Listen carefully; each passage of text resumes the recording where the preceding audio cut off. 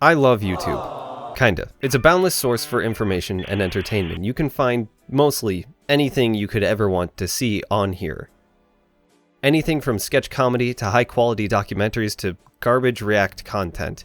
YouTube's got it all. The fact that anyone can upload a video to this site gives it infinite entertainment potential.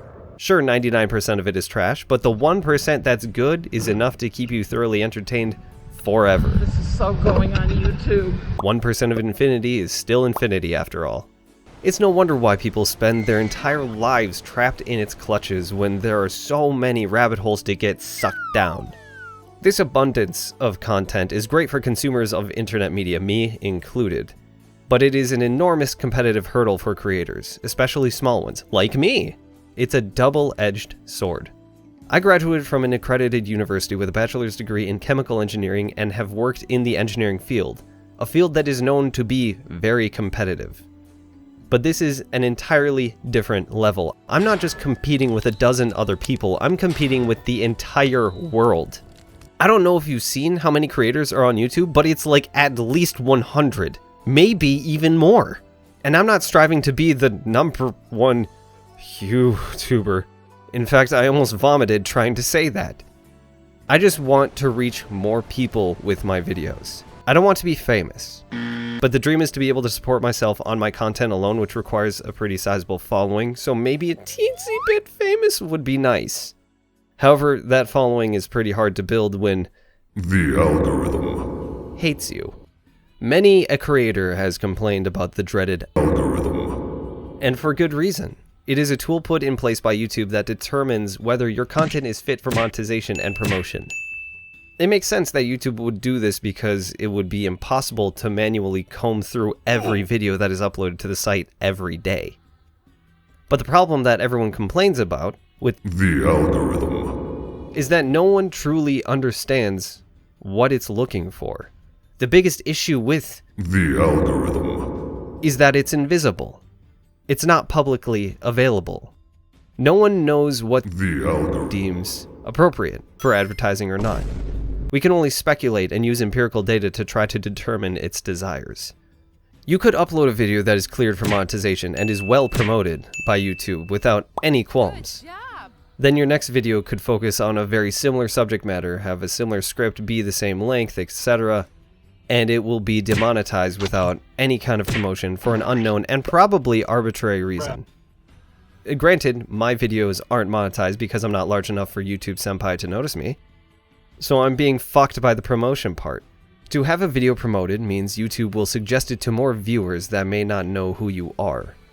This is extremely important for smaller creators, but I like the word fuck too much and I upload sporadically, so YouTube just ignores me.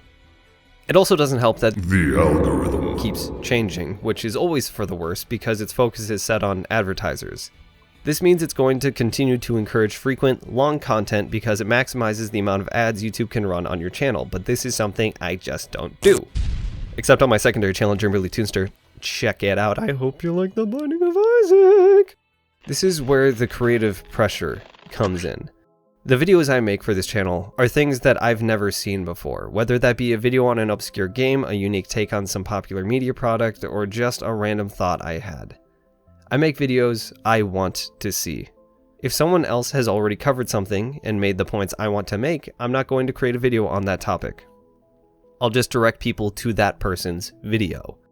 Since I only make things that I haven't seen, it can take me a while to come up with ideas, which in turn makes my uploads sporadic, and Mr. I'll go no likey that not one bit. I feel this pressure from the algorithm to upload more frequently, but I can't force creativity. I don't think anyone can. This is what I mean by creative pressure, and it is partly my own doing because I try to focus on originality. Is this video original? No. I'm pretty sure many people have made videos complaining about the algorithm fucking them in the ass. In fact, I've already made this video, but I wanted to go into more detail because frankly that other one sucks. If you sacrifice creativity and originality, making frequent content is not difficult. I already do that in tandem with this channel. There are, of course, exceptions to this case like Tom Scott and Joel Haver, who at this point I don't think even make weekly content anymore. But for the vast majority of YouTube, the effort put forth for frequent content is criminally low, And I'm not using criminally lightly. Plenty of video essayists have recently been outed for plagiarism in their videos. Thank you, Hbomberguy, you legend. Shining light on this issue is a great thing to do because this is a very prevalent problem that prevents the victims from building a following and being compensated for their work, as well as spreads misinformation to the audience because the dumbass essayists don't actually know what they're talking about. And it's possible these essayists began their shitty practices because they also felt this pressure from the algorithm. But I find it more likely that they're just irresponsible, lazy cunts. Speaking of, arguably the laziest and most popular content on the platform is still alive and well. React content. It is so easy to turn on a webcam, slap it on top of a screen capture, watch content someone else made, and just pog or say, "That's crazy," every 2 minutes or so. All the while stealing the views from smaller, harder working creators and not even crediting them. YouTube doesn't seem to have any problems with this behavior, but actually encourages and rewards it. It would be very easy, and my channel may even grow faster if I just make stuff like this. But I won't, because I have integrity. I don't find any value in this type of content, unless it's an expert analyzing something with plenty of pausing and cuts to consolidate the important and most interesting information.